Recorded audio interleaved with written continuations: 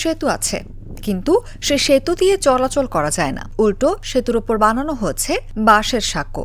এখন এই সাঁকোই ভরসা এলাকাবাসীর। আবার এই সেতু দিয়ে পারাপার হতে গিয়ে পড়ে আহতও হয়েছেন অনেকে। বিশেষ করে শিক্ষার্থী, নারী বৃদ্ধরা পড়েছেন বেশি বিপাকে। নারায়ণগঞ্জের ২৫০০-এর খাককান্দা এলাকায় দেখা গেছে এমন চিত্র। একই রাস্তায় নির্মিত পরপর দুটি সেতুরই একই অবস্থা। পার্শ্ববর্তী আরেকটি সেতু একেবারেই অকেজো অবস্থায় পড়ে রয়েছে। এলাকাবাসীর সঙ্গে কথা বলে জানা যায়, ২০১৮ সালে ২৫০০-এর খাককান্দা থেকে নয়নাবাদ যাওয়ার পথের রাস্তায় পাশাপাশি দুটি সেতু নির্মাণ করা হয়। একই সঙ্গে পার্শ্ববর্তী এলাকায় আরেকটি সেতু নির্মাণ হয়।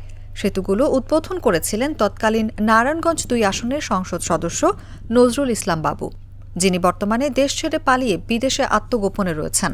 এইখান থেকে ময়নাবাদ যায়, বারসরা যায়, তেজুতলা যায়, শান্তির বাজার যায়, বারুদি যায়।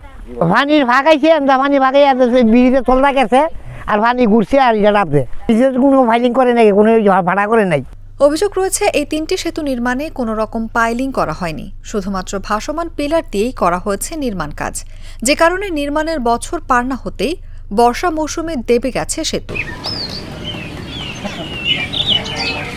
২৫০০ উপজেলা নির্বাহী অফিসার মোহাম্মদ সাজ্জাদ হোসেন বলেন, আমি এ বিষয়ে খোঁজ নিয়ে দেখছি, যত দ্রুত সম্ভব এ বিষয়ে উদ্যোগ নেওয়া হবে।